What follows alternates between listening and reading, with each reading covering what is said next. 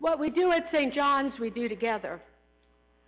We can rally the troops on short notice to prepare a beautiful reception to welcome literally hundreds for a bite to eat, a time to rest and restore. We can gather week by week with grade school kids to do homework, learn new skills, kids who might otherwise be left alone.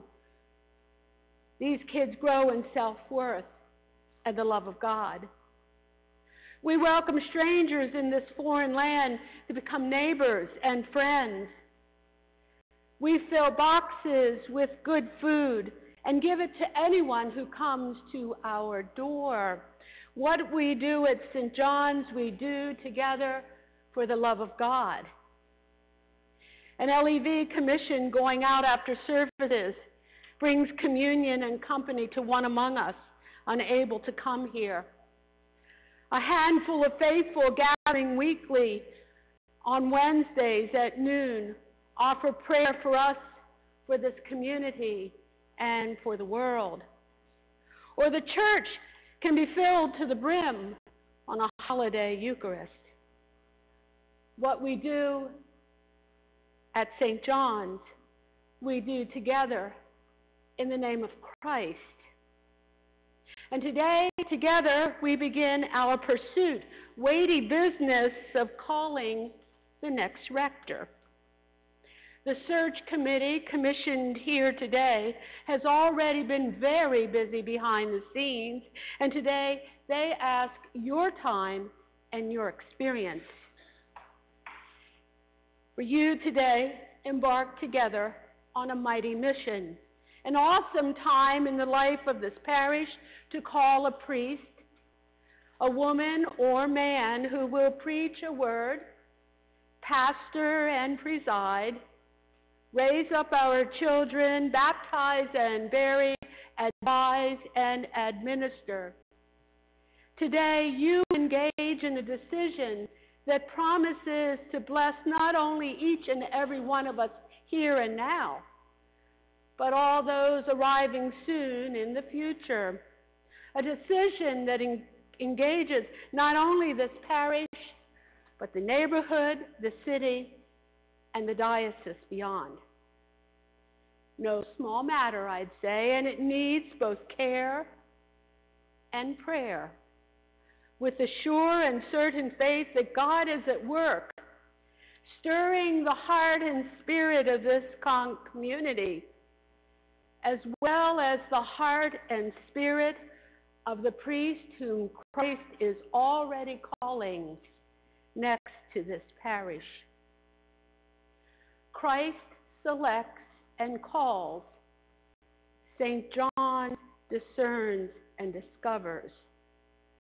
Christ selects and calls. And seeing it that way, I say, reduces anxiety by at least 90%. Today, this fifth and final Sunday of Lent, our lectionary considers sin and seediness. We hear in the collect, this time from Rite 2, Almighty God, you alone can bring into order the unruly wills and affections of sinners. Unruly wills and affection of sinners. Sinners. That's me. And sin is not a topic that enters often into our 21st century American conversation or rhetoric, does it?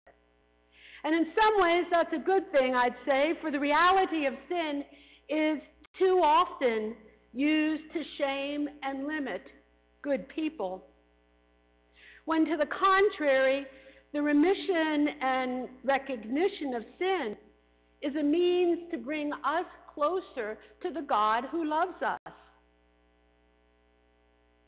I was taught, and I have come to understand and experience and believe, that sin is anything that keeps us apart from God. Anything in your soul that keeps you apart from your Creator, whether in thought or word, in deed, in what has been done, in what has been left undone. Sin against God keeps us apart from God. And the life and the love God desires for each of us and all of us. And it is through Christ, by God's grace, that we have any ability to overcome sin. Listen again to the collect. Almighty God, you alone can bring into order the unruly wills and affections of sinners. It is God alone who heals and mends sins and gets us back on track. God alone that gets us back into alignment, that keeps us whole and right thinking and free in the love and light of Christ. To love what God commands and desires what Christ promises, as the collect puts it. It is God's desire and love for us, intersecting by God's grace with our best interests and best efforts.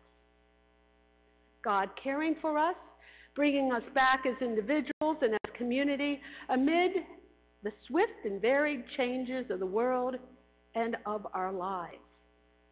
That our hearts may be focused not on the constantly changing landscape about us, but on Christ, our true hope. These past weeks, the sermons have given us guideposts, as it were, anchors, to keep us aligned with God's desires and changes in this transition, now it's in John, to guide this journey, not only during Lent, but in the transition months ahead. A silly but true one, frog, forever rely on God. And a blessing, knowing that the best is yet to come. And an admonition, guarding against ideologies, tightly held opinions and attitudes and feelings that may become idolatry, blurring God's vision. And finally, living into the relationship with Jesus, trusting in God's love to support us, and living in response to the one, the Holy One, who loves us more than we can ever imagine. Good counsel taken together that brings into vision the gospel vision given to us today from a newer translation, not of a physical death. I must fall and die like a kernel of wheat that falls into the furrows of the earth. Unless I die, I will be alone, a single seed. But my death will produce many new wheat kernels, a plentiful harvest of new lives. Unless a grain of wheat is buried in the ground, dead to the world, it is never any more than a grain of wheat, but if it is buried, it sprouts and reproduces itself many times over. In the same way, anyone who holds on to life just as it is destroys that life. But if you let it go, reckless in your love, you'll have it forever, real and eternal.